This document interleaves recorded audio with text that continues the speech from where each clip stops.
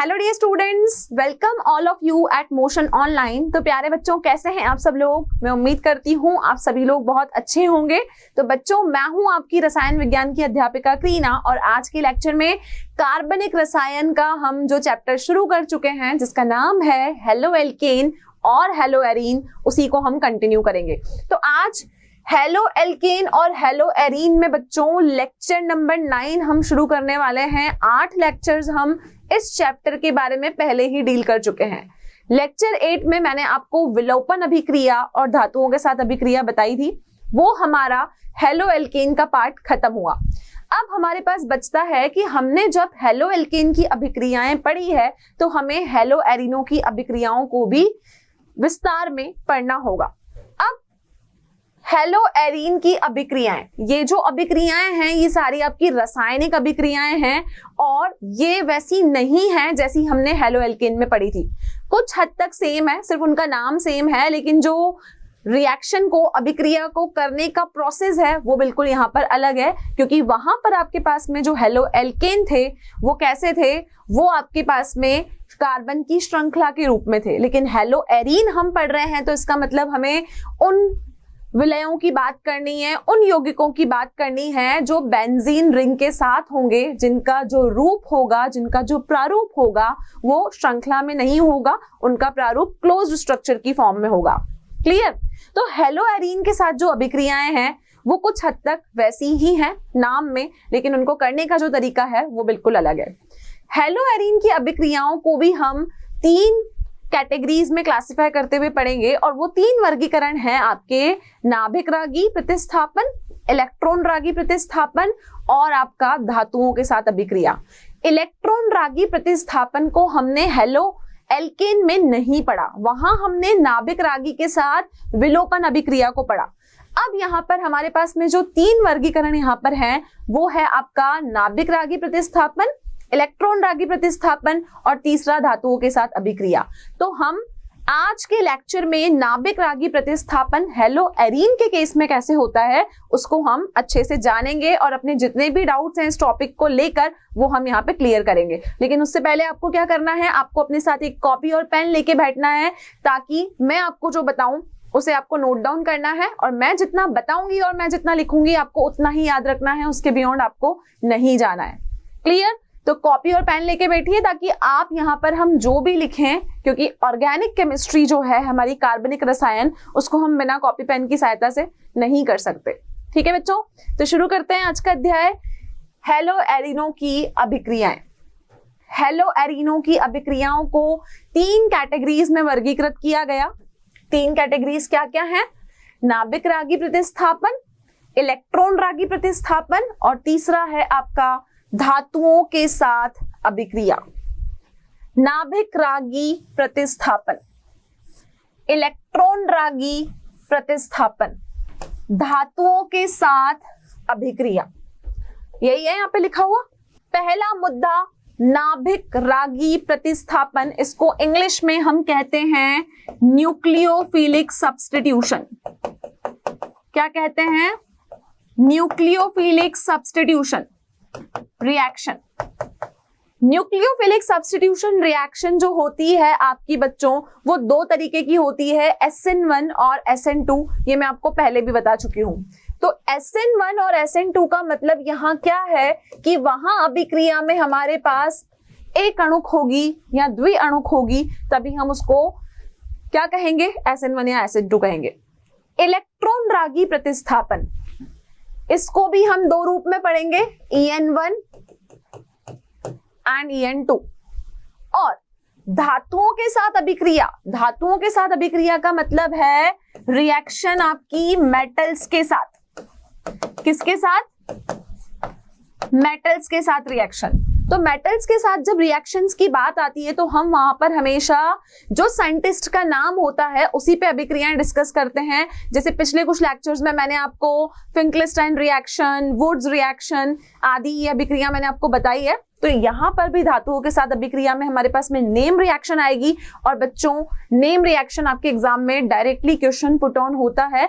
आपको कुछ भी लिख के दे देंगे कि सेंडमेयर अभिक्रिया को समझाइए, वुड्स अभिक्रिया को समझाइए, तो आपको सारी नेम रिएक्शंस को लर्न करने के लिए आपको एक अलग से चार्ट में या कॉपी में आपको क्या करना है, उन सारी रिएक्शंस को नोट डाउन करना है और उन्हें आपको देखते रहना है ताकि हम कंफ्यूज ना हो कि कौन सी अभिक्रिया हमारी कौन सी है और कौन सी अभिक्रिया को करने के लिए मुझे किस क्रिया कर्मक की आवश्यकता होगी। क्लियर? तो शुरू करते हैं हमारा पहला प्रतिस्थापन जिसका नाम है नाभिक रागी प्रतिस्थापन। अब नाभिक रागी का मतलब आप सभी बच्चे जानते होंगे, अगर आप भूल चुके हैं तो एक बार मैं आपको दोबारा क्लियर कर देती हूं कि नाभिक रागी का एक्चुअल मतलब है क्या। नाभिक रागी, ठीक है बच्चों। अब नाभिक जो होता है वो किसी भी अणु या परमाणु की न्यूक्लियस को हम कहते हैं, और आप जानते हो कि जो न्यूक्लियस होती है एटम की, जो नाभिक होती है वो हमेशा कैसी होती है, वो हमेशा पॉजिटिव होती है, ठीक है। तो नाभिक रागी का क्या मतलब हुआ? नाभिक रागी का मतलब हुआ पॉजिटिव से प्यार करने वाला। तो जो पॉजिटिव से प्यार करेगा वो खुद कैसा होगा? ऑब्वियस सी बात है, वो खुद नेगेटिव होगा। तो नाभिक रागी मतलब जो आपका पॉजिटिव से प्यार करे। क्या करे? पॉजिटिव से प्यार करे। अब पॉजिटिव से प्यार करने के लिए क्या चाहिए? सामने वाला नेगेटिव होना जरूरी है, क्योंकि हम जानते हैं कि पॉजिटिव और पॉजिटिव के बीच में कभी आकर्षण नहीं हो सकता, नेगेटिव और नेगेटिव के बीच में भी आकर्षण नहीं हो सकता। हमेशा आकर्षण किसके बीच में होगा? पॉजिटिव और नेगेटिव के बीच में। तो नाभिक रागी वो हुए जो पॉजिटिव से प्यार करें, और जो पॉजिटिव से प्यार करेगा वो खुद कैसा होगा? वो खुद नेगेटिव होगा। तो देखिए हमारा OH minus, Br minus, Cl minus, ये मैंने कुछ उदाहरण यहाँ पर लिखे हैं। आप अधिकतर जानते हो कि अभिक्रिया करवाने के लिए हम एल्कोहलिक ग्रुप का प्रयोग हमेशा करते हैं। ये OH आपका वाटर से भी आप ग्रुप ले सकते हो, या वो आपको अल्कोहल से भी मिल सकता है। तो यहाँ पर आप देख सकते हो मैंने लिखा है OH negative, Br negative, Cl negative, यही लिखा है। इन तीनों के ऊपर आपको क्या दिख रहा है? धनात्मक या ऋणात्मक नेगेटिव साइन दिख रहा है आपको। नेगेटिव साइन को हम ऋणात्मक कहते हैं, और नेगेटिव साइन होने का मतलब ये है कि ये जो तीनों मैंने यहाँ पर लिखे हैं ये उदाहरण आपके नाभिक रागी के हैं, न्यूक्लियोफाइल्स के हैं। किसके हैं? नाभिक रागी, और इसे हम क्या कहते हैं? न्यूक्लियोफाइल, ठीक है। तो नाभिक रागी मतलब जो पॉजिटिव से प्यार करे होगा वो खुद नेगेटिव, और नेगेटिव के मैंने तीनों एग्जांपल लिख दिए, तीनों हो गए मेरे नाभिक रागी। अब बच्चों अगर ये तीनों नाभिक रागी हैं, इसका मतलब ये है कि हमें करवाना है नाभिक रागी प्रतिस्थापन। प्रतिस्थापन को हम कहते हैं कि किसी ने एक ग्रुप को हटा के उसकी जगह ले ली, इसका मतलब उसको सब्स्टिट्यूट कर दिया। अब हम जो अभिक्रिया पढ़ रहे हैं वो किसकी अभिक्रिया पढ़ रहे हैं? हम हेलो एरीन की अभिक्रिया पढ़ रहे हैं, ठीक है। तो हेलो एरीन का मतलब क्या हुआ? ये आपकी हो गई बेंजीन की रिंग, ठीक है। हम इसके अंदर सर्कल भी बना सकते हैं इसको बताने के लिए बेंजीन को, और अगर मुझे सर्कल नहीं बनाना है तो मुझे इसको आबंध की आकृति में बनाना होगा, मतलब मुझे इसके बंध, इसके बॉन्ड यहाँ पर बताने होंगे, तो मैं इसको ऐसे भी बना सकती हूँ। क्लियर? अब बच्चों बेंजीन जो होता है आपका सामान्य सूत्र होता है उसका C6H6, मतलब यहाँ पर कार्बन भी 6 है मेरे पास और हाइड्रोजन भी 6 है। करना क्या है हमको?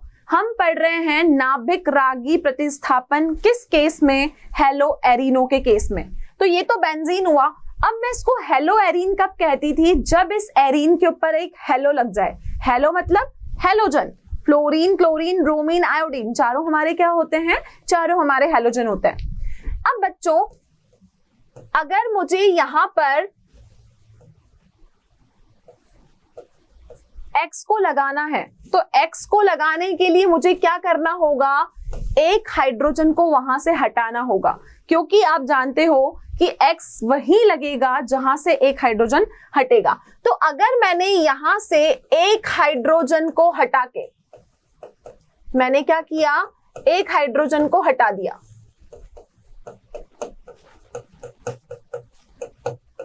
X लगाया। क्या किया हमने? एक हाइड्रोजन को हटा के हमने बच्चों यहां पर X लगाया, मतलब हाइड्रोजन को हटा के मैंने यहाँ पर हेलोजन लगा दिया, ठीक है। तो अगर मैंने एक हाइड्रोजन को हटा के यहाँ पे हेलोजन लगाया तो ये मेरा क्या बन गया, ये मेरा हेलो एरीन बन गया। क्या बना, हेलो एरीन बना। अब मुझे इस हेलो एरीन में ही नाभिक रागी प्रतिस्थापन करवाना है, मतलब मुझे इस हेलो एरीन की रिएक्शन अभिक्रिया एक नाभिक रागी से करवानी है और मुझे देखना है कि अब प्रतिस्थापन हमारा कैसा होगा। क्लियर? तो देखिए हम करेंगे हेलो एरीन की अभिक्रिया। सबसे पहले हमने यहां पर लिया बेंजीन की रिंग और मैंने लगा दिया इसके ऊपर Cl। क्लियर है? ये हेलो एरीन है। कैसे पता चला मुझे ये हेलो एरीन है? मैंने बेंजीन की रिंग पे से एक H को हटा के Cl ग्रुप लगा दिया और Cl मेरा हेलोजन होता है। अब बच्चों अगर मैं इसका नाम लिखना चाहूं तो इसका नाम क्या होगा? इसका नाम होगा क्लोरोबेंजीन। क्या नाम होगा इसका? क्लोरोबेंजीन। क्लियर? अब मुझे इसकी अभिक्रिया किसके साथ करवानी है? नाभिक रागी के साथ।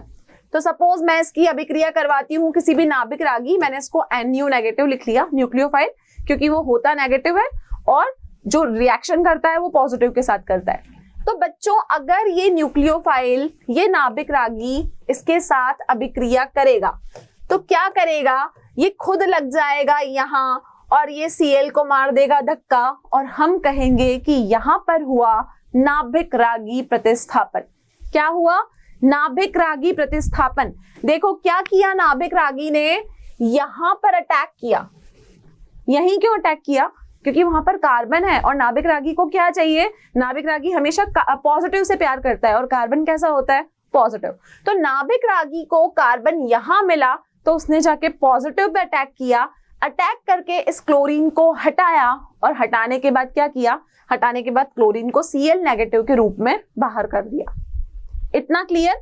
चलिए, तो ये हुआ आपका नाभिक रागी प्रतिस्थापन किसके केस में? हेलो एरीनो के केस में। क्लियर बच्चों? चलिए अब मैं बोल रही हूं कि यहां पर मैंने लिया है क्लोरोबेंजीन, ठीक है। मैंने यहाँ पे इसका नाभिक रागी का आक्रमण करवाया इसके ऊपर और मुझे ये चीज मिल गई कि मेरे पास रिंग के ऊपर जो है वो नाभिक रागी आ गया और क्लोरीन यहां से बाहर निकल गया। लेकिन मैं इंपॉर्टेंट चीज आपको यहाँ पर ये बोल रही हूं कि ये जो मैंने अभिक्रिया करवाई है ये बहुत ही धीमी है, बहुत ही मंद है और मैं कह सकती हूँ कि कभी कभी तो ये अभिक्रिया होती ही नहीं है। ये जो हम अभिक्रिया करवा रहे हैं ये कैसी है? ये बहुत धीमी है, बहुत ज्यादा मंद है। क्या बोलेंगे इसको? धीमी या इसको मंद भी कह सकते हैं, मतलब बहुत ज्यादा स्लो रिएक्शन है ये। अब अगर ये स्लो रिएक्शन है तो इसके स्लो होने के कारण क्या है? हमने इससे पहले हेलो एल्केन की अभिक्रिया भी पढ़ी थी, आपने देखा था कि मेरे पास RX होता था, मैंने न्यूक्लियोफाइल को रिएक्शन करवाया, मेरा यहाँ पर R पे NU लग गया और X यहाँ से बाहर निकल गया। लेकिन ये अभिक्रिया हमने दो रूप में वहां पर पढ़ी थी, SN1 और SN2। SN1 में हमने देखा कि अभिक्रिया दो चरणों में होती थी, कार्बोकेटायन बनता था, और SN2 में आपने देखा कि अभिक्रिया एक ही चरण में हुई। लेकिन हम ये बोल रहे हैं कि हेलो एरीन के साथ जो अभिक्रिया होगी वो बहुत ही धीमी होगी, बहुत ही मंद होगी और कभी कभी तो ऐसा होगा कि अभिक्रिया होगी ही नहीं। तो बच्चों इंपॉर्टेंट मार्क कर लो, बोर्ड में क्वेश्चन पूछा जाता है कि नाभिक रागी अभिक्रिया हेलो एरीन के केस में क्यों नहीं होती, या फिर होती है तो वो इतनी धीमी या मंद क्यों होती है। तो मैं यहाँ पे आपको इस बात का जवाब दूंगी कि नाभिक रागी प्रतिस्थापन अभिक्रिया अगर मैं हेलो एरीन के साथ करवा रही हूं तो वो स्लो क्यों है। ठीक है, अब बच्चों इसके स्लो होने के मुख्य दो कारण हैं। तो पहले हम पहले कारण पे बात कर लेते हैं, नाभिक रागी प्रतिस्थापन इतना धीमा क्यों हुआ। इसके लिए अगर मैं आपको बोलूं तो आपने अपने 11th क्लास में या फिर आपने, हाँ हम कह सकते हैं 11th क्लास की कार्बनिक रसायन में आपने कुछ रेजोनेटिंग स्ट्रक्चर्स के बारे में पढ़ा होगा। रेजोनेटिंग स्ट्रक्चर्स का मतलब ही होता है आपका, हाँ रेजोनेटिंग स्ट्रक्चर्स के बारे में आपने पढ़ा होगा और हम इसको कह सकते हैं कि आपने अनुनादी संकर के बारे में पढ़ा होगा। अनुनादी संकर, अभी अनुनादी संकर क्या कहता है कि अगर आपका बेंजीन के ऊपर क्लोरीन लगा है, बेंजीन के ऊपर क्या लगा है, क्लोरीन लगा है। तो बच्चों यहां पर कार्बन है तो इस कार्बन के ऊपर होता है डेल्टा पॉजिटिव चार्ज, इस कार्बन पे डेल्टा पॉजिटिव चार्ज, क्लोरीन के ऊपर डेल्टा नेगेटिव चार्ज। और हम क्या कहते हैं कि अगर हमारा ये बॉन्ड यहां शिफ्ट हो जाता है तो यहां पर डबल बॉन्ड आ जाता है। ठीक है, अनुनादी संकर में हम क्या करते हैं, जो हमारे बंध होते हैं उनका प्रतिस्थापन करते हुए हम बहुत सारे स्ट्रक्चर्स बनाते हैं। और स्ट्रक्चर बनाते बनाते आप एक बारी ऐसी देखते हो कि ये जो Cl है ना आपका, इसके पास में 6 इलेक्ट्रॉन है, तो ये अपने क्या करता है 4 इलेक्ट्रॉन को रखता है और यहाँ पर आपका जो है ये बॉन्ड बनाने में मदद करता है। इसका मतलब आपको कुछ इस तरीके से देखने को मिलेगा। ये जो मैंने डॉट बनाया है, ये डॉट का मतलब यहाँ पर क्या है, अब इसके पास 4 इलेक्ट्रॉन बच गए। और ये डॉट डॉट का मतलब है कि पहले यहाँ पर एक बंध था, लेकिन अब इसकी स्थिति कैसी हो गई, द्विक आबंध। कैसा बना, द्विक आबंध। अब मैं बात करूं हेलो एल्केन की। आपने देखा कि हमने इससे पहले जब हेलो एल्केन पढ़ा था तो ये न्यूक्लियोफाइल बहुत आसानी से इस RX पर अटैक करके कार्बन धनात्मक कार्बोकैटायन को बनाता था। लेकिन RX की अगर मैं बात करूं तो ये RX जो था ये सिंगल बॉन्ड था, एक बंध था, कोई भी डबल बॉन्ड का गुण इसके अंदर नहीं था, कोई डबल बॉन्ड का लक्षण इसमें नहीं था। लेकिन जब मैंने इसका अनुनादी संकर किया तो आपने देखा कि यहां पर इस क्लोरीन के साथ क्या आया, थोड़ा सा डबल बॉन्ड कैरेक्टर आ गया, थोड़ा सा द्विक आबंध आ गया। अब बच्चों जहां भी द्विक आबंध आ जाता है ना, वहां पर न्यूक्लियोफाइल को अटैक करने में दिक्कत होती है और वो न्यूक्लियोफाइल आसानी से अटैक नहीं कर पाता। तो पहला जो रीजन है, पहला जो कारण है कि हेलोएरीन की अभिक्रियाएं इतनी मंद, इतनी धीमी क्यों हैं, तो उसका रीजन है अनुनादी संकर। क्लियर, अनुनादी संकर के हिसाब से कार्बन के ऊपर पार्शियल पॉजिटिव चार्ज, उधर पार्शियल पॉजिटिव, क्लोरीन के पास 6 इलेक्ट्रॉन है, तो उन 6 में से वो 2 क्या कर देता है, बॉन्ड बनाने के लिए दे देता है। क्लियर इतना। तो पहला रीजन हम क्या लिखेंगे कि इसके अनुनादी संकर के हिसाब से क्लोरीन जो है वो कार्बन से द्विक आबंध की प्रवृत्ति के साथ बंधा हुआ है, और अगर उसके अंदर द्विक आबंध का कोई भी गुण आ जाता है तो हम कहेंगे कि न्यूक्लियोफाइल वहां पर आसानी से अटैक नहीं कर सकता। क्लियर। चलिए, ये तो हुआ पहला कारण, और अभी अभी मैंने आपको बताया था कि मैं आपको 2 कारण बताऊंगी कि ऐसा क्यों होता है। अब बच्चों दूसरा कारण,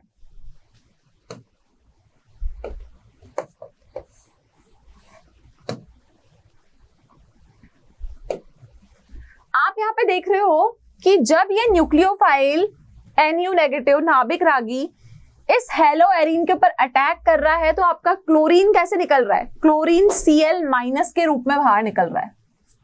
कैसे बाहर निकल रहा है, Cl माइनस के रूप में बाहर निकल रहा है। तो Cl माइनस का मतलब क्या हुआ कि Cl माइनस का मतलब है कि जो क्लोरीन के ऊपर 6 इलेक्ट्रॉन लगे हुए हैं ना, वो 6 में से 2 को लेके निकल रहा है, क्योंकि आपको पता है कि 2 इलेक्ट्रॉन मिलके आपका एक बॉन्ड बनाते हैं। ठीक है, तो दूसरी चीज ये है कि जब क्लोरीन के पास हमारे 6 इलेक्ट्रॉन हैं और वो जब बाहर निकलेगा तो वो Cl नेगेटिव बन के निकल रहा है, तो यहां पर ये क्या करेगा, दोबारा द्विक आबंध की अपनी प्रवृत्ति को नहीं छोड़ेगा और क्लोरीन नेगेटिव का बाहर निकलना थोड़ा सा मुश्किल हो जाएगा। तो अगर क्लोरीन नेगेटिव नहीं निकलेगा तो इलेक्ट्रॉन रागी प्रतिस्थापन नाभिक रागी प्रतिस्थापन हमारा नहीं होगा। तो 2 कारण है कि एक तो इसका अनुनादी संकर, जिसकी वजह से आपने देखा कि इसके अंदर द्विक आबंध की स्थिति आ जाती है, और दूसरा कि क्लोरीन जो है वो Cl नेगेटिव के रूप में बाहर निकल रहा है। और अगर आप ऐसा रेजोनेटिंग स्ट्रक्चर बनाओगे या अनुनादी संकर आप इसका देखोगे तो यहाँ पर भी द्विक आबंध की प्रवृत्ति आपको नजर आएगी, जिसकी वजह से Cl का Cl नेगेटिव बन के बाहर निकलना मुश्किल है। क्लियर है इतना। तो ये 2 कारण है कि जो हेलोएरीन है वो नाभिक रागी प्रतिस्थापन अभिक्रिया को बहुत ही धीमी गति से करते हैं, बहुत ही मंद गति से करते हैं, या फिर ये नहीं करते। क्लियर। चलिए, तो 2 रीजन हमें मिल गए, एक हो गया आपका अनुनादी संकर और दूसरा हम कह सकते हैं कि यहां पर हुआ इसका विदलन। क्या कहेंगे, विदलन। ये 2 कारण हम यहाँ पर लिख सकते हैं, यहाँ पर विदलन और इसका अनुनादी संकर होने के कारण आबंध विदलन और अनुनादी संकर की वजह से नाभिक रागी प्रतिस्थापन हमारा हेलो एरीन के केस में बहुत ही मंद होता है, बहुत ही धीमा होता है या फिर नहीं होता। क्लियर है बच्चों? तो ये दो आपके रीजंस हैं, आबंध विदलन, अनुनादी इसका संकरण। और एक और चीज मैं आपको बताऊं कि आप जब देखते हो कि क्लोरीन को यहां से हटके NU को यहां पर जुड़ना है, तो आपको ये पता है कि बेंजीन के अंदर आपके जितने भी कार्बन है उनमें sp2 का संकरण है। कैसा संकरण है? sp2 संकरण है। ठीक है, तो जब sp2 संकरण होता है तो क्या होता है आपका, आप देखोगे कि वहां पर sp2 संकरण होने के कारण वो जो है वो काफी विद्युत संक्रिय हो जाता है और हम ये कहते हैं कि वहां पर क्लोरीन का निकलना मुश्किल हो जाएगा। तो दोनों रीजंस आपको क्लियर हो चुके हैं कि एक तो आपका आबंध का विदलन हो रहा है और दूसरा जब हम इसके क्या कर रहे हैं, जब हम इसके अनुनादी संकर का स्ट्रक्चर आप देख रहे हो यहाँ पर, तो यहाँ पर क्लोरीन जो है वो द्विक आबंधक स्थिति में आ चुका है। क्लियर है इतना? चलिए आगे बढ़ते हैं, नाभिक रागी प्रतिस्थापन को और हम डिटेल में पढ़ेंगे।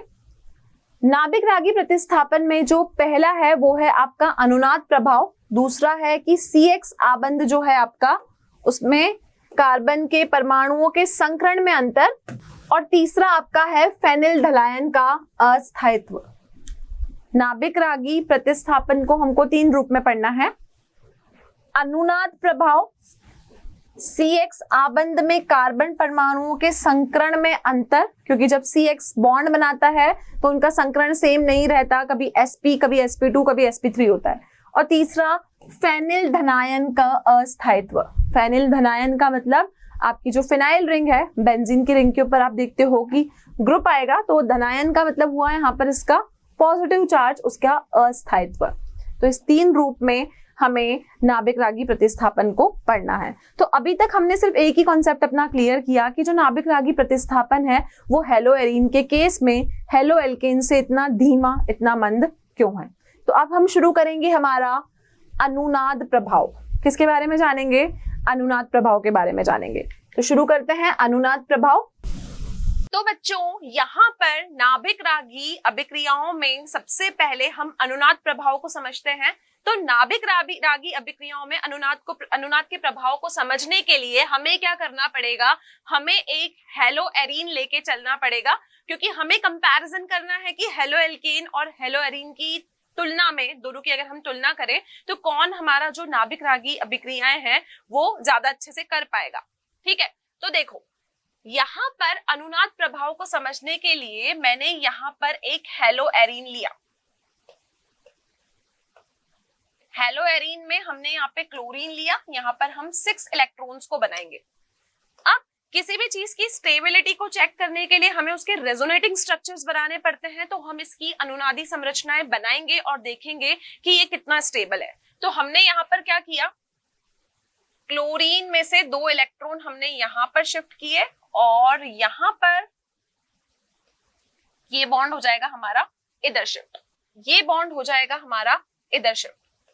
तो हमें क्या करना है, इसकी अनुनादी संरचनाएं बनानी है। अब आपको ये देखना है कि यहाँ पर जो आपका हेलो ग्रुप प्रेजेंट है उसके ऊपर जो आपका इलेक्ट्रॉन का समूह है, इलेक्ट्रॉन का समूह मतलब जो हमारा युगल समूह है, तो हम ये देखेंगे कि वो जो होगा वो यहाँ पर जो आबंध है उसके साथ समन्वय वाली स्थिति में होगा। तो हमने क्या किया, हमने जब इसकी अनुनादी संरचनाएं बनाई तो अनुनादी संरचनाओं के बनने के दौरान हमने यहाँ पर कर दिया डबल बॉन्ड, ये हो गया क्लोरीन, क्लोरीन के ऊपर हो गया पॉजिटिव चार्ज, 2 इलेक्ट्रॉन्स को हमने इधर शिफ्ट कर दिया।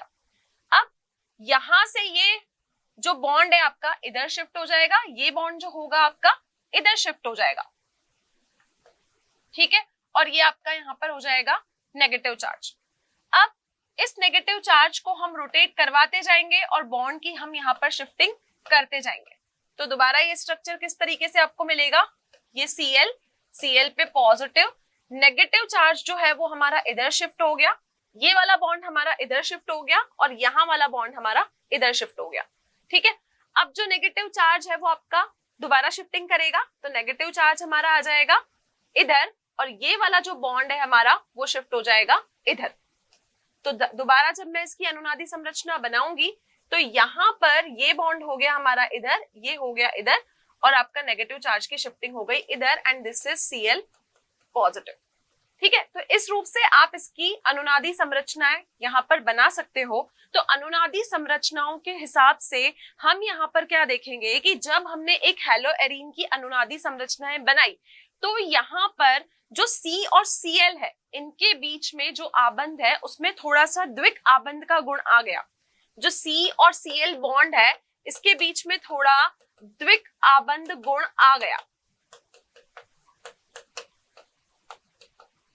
ठीक है, इस द्विक आबंध गुण आने की वजह से हुआ क्या, इस द्विक आबंध गुण आने की वजह से जो आपकी नाभिक रागी अभिक्रियाएं थी, जो नाभिक रागी प्रतिस्थापन अभिक्रियाएं थी उनके प्रति हेलोएरीन हेलोएल्केन के कंपैरिजन में कम क्रियाशील हो गया। तो हम क्या बोलेंगे कि जो हमारा हेलोएरीन है, ठीक है, वो क्या है, कम क्रियाशील है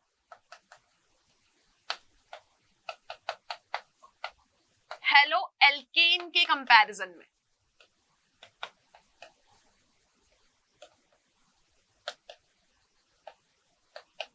ठीक है, तो हेलोएरीन जो है वो हेलोएल्केन के कंपैरिजन में कम क्रियाशील हो गया। और ये हमें कैसे पता पड़ा, जब हमने इसकी रेजोनेटिंग स्ट्रक्चर्स बनाई। क्लियर है, चलिए आगे बढ़ते हैं। तो बच्चों अब हम देखेंगे C बॉन्ड X आबंध में कार्बन परमाणु के संकरण में अंतर। अब कार्बन परमाणु के संकरण में यहाँ पर क्या अंतर आता है उसको समझते हैं।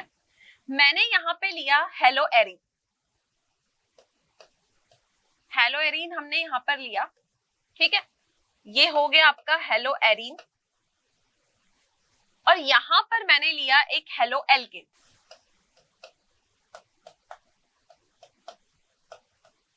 ठीक है, ये हो गया हमारा हेलोएल्केन। अब एक इंपॉर्टेंट चीज यहां पर ये है कि जब भी आप हेलोएरीन की बात करोगे तो हेलोएरीन में जो भी आपका कार्बन हेलोजन के साथ जुड़ा होगा तो वहां पर जो संकरण होगा वहां पर कार्बन का संकरण sp2 होगा। कौन सा होगा, sp2 संकरण होगा। क्या इंपॉर्टेंट बात हमने समझी कि यहाँ पर कार्बन जिस हेलोजन के साथ बॉन्डेड है वहां पर उसका संकरण क्या है, संकरण है उसका sp2। ठीक है, यहां पर हेलोएल्केन में कार्बन जिस हेलोजन के साथ बॉन्डेड है तो यहां पर कार्बन और कार्बन का संकरण क्या है, इसका संकरण, इसका हाइब्रिडाइजेशन है sp3। ठीक है, अब आप जानते हो कि अगर हम sp2 हाइब्रिडाइजेशन और sp3 हाइब्रिडाइजेशन का मैं कंपैरिजन करूं तो sp2 के कंपैरिजन में sp3 का जो संकरण में s का कैरेक्टर है, S का कैरेक्टर sp3 में कम है, इसमें इसका कैरेक्टर ज्यादा है। तो इसका S का कैरेक्टर अगर हेलोएरीन्स में ज्यादा है तो हम क्या बोलेंगे कि हेलोएरीन्स जो हैं वो नाभिक रागी प्रतिस्थापन अभिक्रियाओं के प्रति कम क्रियाशील होंगे एज कंपेयर टू हेलोएल्केन। तो हम क्या बोलेंगे, क्योंकि यहाँ पर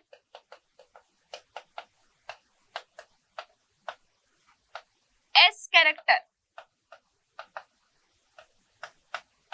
sp3 में कम है, sp3 में कम है मतलब किस में कम है, हेलोएल्केन में कम है। तो हेलोएल्केन में कम है तो यहां भी हम पहले वाले अनुनादी संरचनाओं की तरह सिद्ध कर सकते हैं कि क्योंकि इसमें s कैरेक्टर कम है तो यहां पर जब नाभिक रागी प्रतिस्थापन अभिक्रियाएं होंगी, नाभिक रागी प्रतिस्थापन अभिक्रिया में कौन ज्यादा क्रियाशील होगा, हेलोएल्केन ज्यादा क्रियाशील होंगे।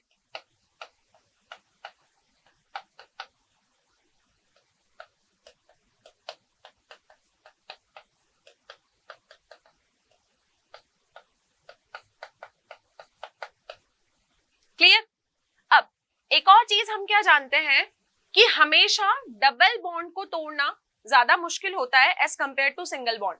अगर सिंगल बॉन्ड है तो ऑब्वियस सी बात है उसकी लंबाई ज्यादा होगी, हम उसको आसानी से तोड़ सकते हैं। तो हम बोलेंगे कि सिंगल बॉन्ड को तोड़ना ज्यादा आसान है as compare to double bond. Double bond को तोड़ने में हमको ज्यादा मेहनत लगेगी। और हम ये भी जानते हैं कि सिंगल बॉन्ड जो होते हैं तो उनकी length as compare to double bond ज्यादा होती है। तो हम यहाँ पर बात करें कि अगर C और X में अगर हम बॉन्ड लेंथ की बात करें तो आप देखोगे कि जो सिंगल बॉन्ड है वो आपका 177 पिकोमीटर का होता है और ये लगभग आपका 169 पिकोमीटर का होता है। तो ऑब्वियस सी बात है कि जो डबल बॉन्ड है वो ज्यादा स्ट्रॉन्ग कैरेक्टर पजेस करता है एज कंपेयर टू आपका सिंगल बॉन्ड। क्लियर है? तो ये था CX आबंध में कार्बन परमाणु के संकरण में अंतर। तो जहां भी डबल बॉन्डेड कार्बन एटम होगा वो sp2 हाइब्रिडाइज्ड होगा और ये आपका sp3 हाइब्रिडाइज्ड है। क्योंकि इसमें s कैरेक्टर कम है तो हम ये बोलेंगे कि नाभिक रागी प्रतिस्थापन अभिक्रियाओं के प्रति ये आपका ज्यादा क्रियाशील है। क्लियर? चलिए आगे बढ़ते हैं। जो अगला बच्चों कारण है कि ये SN1 अभिक्रिया के प्रति कम क्रियाशील क्यों होते हैं, वो है आपका फेनिल धनायन का अस्थायित्व। अगर मैं फेनिल धनायन के अस्थायित्व की बात करूं तो आपका जो फेनिल धनायन बनता है, फेनिल धनायन को अगर मैं अनुनादी प्रभाव अगर मैं इसका देखूं तो अनुनादी प्रभाव के हिसाब से आप कहोगे कि ये स्टेबल नहीं है, ये स्थायी नहीं है। और अगर ये इसका अनुनादी प्रभाव स्थापित नहीं है, स्टेबल नहीं है, तो आप बोलोगे कि SN1 अभिक्रिया के तरफ ये क्रियाशील नहीं होंगे, ये क्रियाशील नहीं होंगे। इसका मतलब ये SN1 अभिक्रिया को नहीं करेंगे। क्लियर है? और रीजन क्या है कि जो आपका फेनिल वाला धनायन है वो आपका अस्थायित्व है। जब आप इसके रेजोनेटिंग स्ट्रक्चर्स बनाओगे तो वो स्टेबल नहीं होंगे और वो स्टेबल नहीं होंगे तो SN1 अभिक्रिया आपकी नहीं होगी। क्लियर? तो ये था बच्चों आपका फेनिल धनायन का अस्थायित्व। तो बच्चों अब हम देखेंगे हाइड्रोक्सिल ग्रुप के द्वारा प्रतिस्थापन। तो देखिए जब हाइड्रोक्सिल ग्रुप के द्वारा प्रतिस्थापन होता है तो हम क्या देखेंगे कि मान के चलिए कि हमारे पास में कोई हेलोएरीन है, ठीक है। अब हमें क्या करना है, हमें इस हेलोएरीन को 623 केल्विन टेम्परेचर और 300 एटमॉस्फेरिक प्रेशर, इस पर हमको इसको सोडियम हाइड्रोक्साइड की उपस्थिति में इसको हमको हीट करना है। तो हमने क्या किया, टेम्परेचर ले लिया हमने 623 केल्विन, ठीक है, और हमने इसको NaOH की उपस्थिति में हमने इसको हीट किया। तो जब आप ऐसा करते हो तो ये जो आपका क्लोरोबेंजीन है, ये क्या है आपका क्लोरोबेंजीन, ये क्लोरोबेंजीन क्या होता है, ये आपका फिनोल में परिवर्तित हो जाता है। तो हम क्या देखेंगे कि हमारा क्लोरोबेंजीन किसमें कन्वर्ट हो गया, फिनोल में। लेकिन ये कब कन्वर्ट हुआ, जब हमने टेम्परेचर को लिया 623 केल्विन और इसको हमने NaOH की उपस्थिति में इसको हमने गर्म किया। सिमिलरली यहां पर हम देखेंगे कि अगर हमारे पास में इस क्लोरीन ग्रुप के साथ, ठीक है, यहां पर हमारे पास में कोई NO2 ग्रुप प्रेजेंट है। कौन सा ग्रुप प्रेजेंट है, NO2 ग्रुप प्रेजेंट है। अब हमने इसको हीट किया दोबारा, लेकिन टेम्परेचर को हमने क्या चेंज किया, NaOH की उपस्थिति में हीट किया, लेकिन टेम्परेचर अब हमने कर दिया 443 केल्विन। तो आप देखोगे कि ये जो आपका NO2 ग्रुप है, ये NO2 ग्रुप किस में परिवर्तित हो जाएगा बच्चों, ये NO2 ग्रुप आपका OH में परिवर्तित हो जाएगा। यहां पर ऑर्थो पोजीशन पर जो NO2 ग्रुप है वो किस में परिवर्तित हो गया, वो आपका OH में परिवर्तित हो गया। क्लियर? चलिए थर्ड रिएक्शन हम देखते हैं, क्योंकि हम हाइड्रोक्सिल ग्रुप का प्रतिस्थापन पढ़ रहे हैं।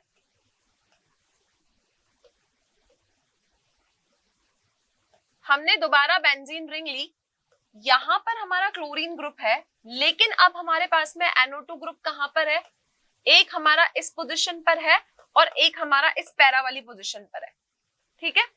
दोबारा हमने क्या किया, हमने इसको हीट किया, किसकी उपस्थिति में, NaOH की उपस्थिति में मैंने इसको हीट किया, लेकिन अब मैंने टेम्परेचर क्या रखा, पहले हमने 623 लिया, फिर हमने 443 लिया, अब हम टेम्परेचर को रख रहे हैं 368 केल्विन। इसको हम टेम्परेचर को रख रहे हैं 361 केल्विन और सेकेंड कंडीशन हम यहाँ पर H+ लिखेंगे, ठीक है। तो यहाँ पर आप देखोगे कि जो आपकी ऑर्थो और पैरा वाली पोजीशन है उस पर दोनों पर क्या आ जाएगा, दोनों पर आपका OH ग्रुप जो है वो रिप्लेसमेंट हो जाएगा, हाइड्रोक्सिल ग्रुप यहाँ पर आपका आ जाएगा। तो दोबारा से हम यहाँ पर एज इट इज स्ट्रक्चर को बना लेते हैं। Cl अपनी पोजीशन पर रहेगा, सिर्फ रिप्लेसमेंट किसका होगा, NO2 और NO2 जो है ऑर्थो और पैरा पोजीशन पर, वो रिप्लेस होके आपके क्या हो जाएंगे, यहाँ पर OH हो जाएंगे। क्लियर है? तो यहाँ पर हाइड्रोक्सिल ग्रुप का रिप्लेसमेंट हुआ। फोर्थ फैक्टर जो हम यहाँ कंसिडर करेंगे, हम ये देखेंगे कि क्लोरीन अपनी प्लेस पर है, एक NO2 आपका यहाँ है, एक NO2 आपका यहाँ है और एक NO2 आपका यहाँ है। अब हमें क्या करना है, हमें इसको सिंपली हीट करना है। सिंपली क्या करना है, हमको इसको हीट करना है। तो हीट करने पे आप देखोगे कि जहां जहां पर आपका NO2 ग्रुप प्रेजेंट है वहां पर किसका रिप्लेसमेंट हो जाएगा, वहां पर आपका OH ग्रुप का रिप्लेसमेंट हो जाएगा। तीनों प्लेसेस पर क्या आ जाएगा, तीनों प्लेसेस पर आपका OH ग्रुप आ जाएगा, तीनों NO2 हट जाएंगे, सिर्फ ओनली इसको हीट करने पे NaOH की प्रेजेंस में। यहाँ पर कोई हमने पर्टिकुलर टेम्परेचर सेट नहीं किया। तो बच्चों यहाँ पर मैंने जितने भी एग्जाम्पल लिखे उसमें हमने ये देखा कि आपका जो हाइड्रोक्सिल ग्रुप है,